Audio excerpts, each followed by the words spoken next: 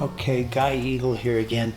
Uh, my friend Alicia and I taught a workshop years ago called The Art of Intimacy, and we were laying out some of the qualities of a healthy relationship, or how to know when you're in one and how to know when you're not, or to find the places where you can expand on in your relationships. This was primarily relationships with other humans, but it can be any relationship. We have a document called Twinning. And at the bottom of it, we put together two medicine wheels. And I say put together, now I'm talking about years of research and field testing. Sure. It's the word study. Wow, do you hear that, everybody? That was ice sliding off the top of the house, by the way. Got our attention. Two wheels. One called the qualities of movement, which is basically the one we were talking about there at that workshop. The other one was the qualities of beliefs. And so we got these two wheels. And if you say them side by side, you can match up the directions and see what the opposites are and see what the attractions are. You can do all kinds of things with these two wheels. Basically, there are 8 qualities for each one. The qualities of movement wheel, we have qualities like clarity, faith, forgiveness, willingness, respect, unity. What? Love. Change. I think that's 8 of them. If I'm in a relationship, which I am, by the way, but let's say with the trees out there, let's just use something a little more generic. If I go up to that tree and I haven't taken any drugs or anything like that, and I go up there and I find all 8 of those qualities available, I got a pretty good relationship with that tree.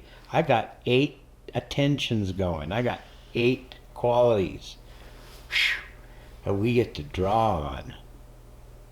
But say I only got 2. I have faith that it's a tree, but I'm not clear why I'm there. I have no respect for it because I can cut it down in a second if I don't like it. You know? Or I change directions when I'm walking towards it and I go over there instead. You know, if I don't have any of those other qualities, I only have 2, I don't have much of a relationship with that tree. I gotta go get one. The same with partners, same with friends. You got to work it.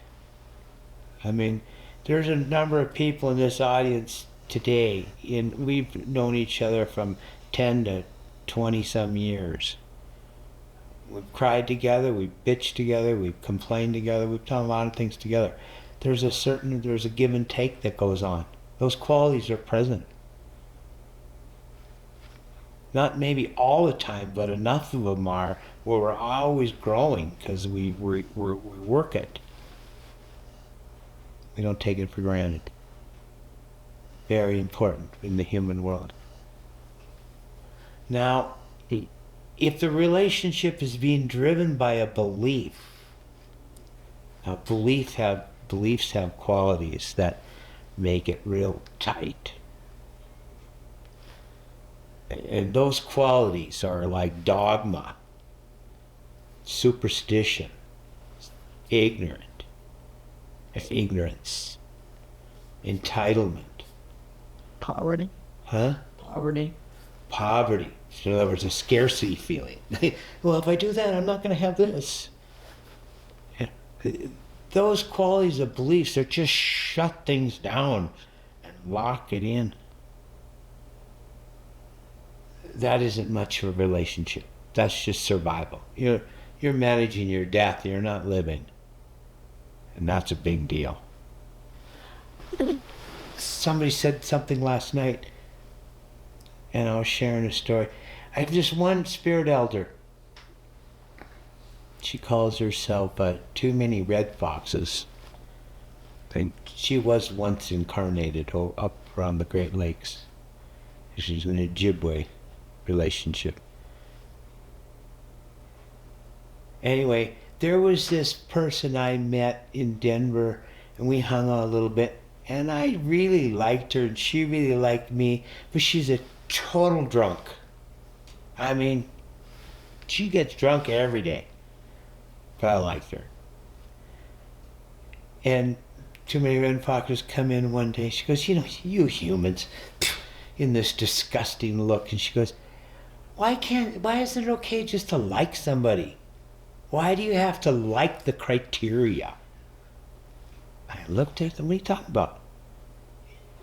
You like her, you don't have to like her being drunk. That's her thing. Why do you have to fall in love with the criteria?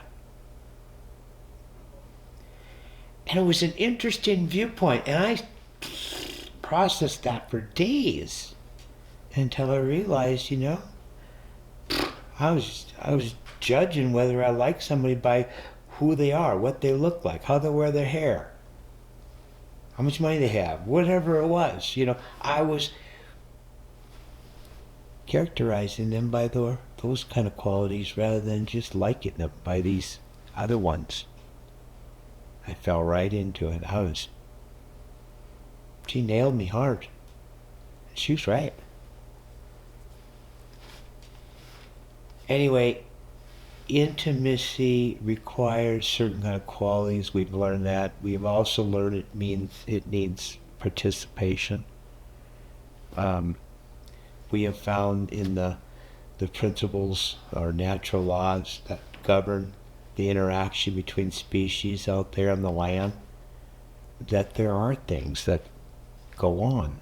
There's inclusion, there's co-creation, there's expansiveness, there's movement between the species.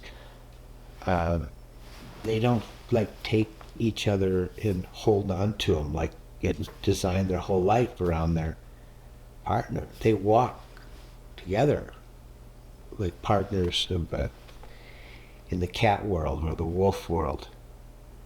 They walk side by side. They don't. There's no hierarchy in it. There's a lot to be learned from that. Grandmother Shawnee Crosby, who I spoke about yesterday, she always said that about her partners. She never really called them her partners. She always called them her side-by. And finally I asked her one day, what do you do with that? She goes, well, that's what they are. They're my side-by. We just walk through this world, you know, side by side. You know, it's just the way it is. You know, in her way of thinking, I totally saw it, and I already saw the wisdom of it too, and I liked it. Because it does not infer an ownership or property of any kind. It infers just we walk side by side. So there's a few things. The two wheels, a few things that I've run into, wisdom that have given to me, that work for me. I don't know if they'll work for you. You'll have to go and try it. And if you don't get punched in the face, you don't try it again second time, because it might work. So, okay, must be something to it. I hope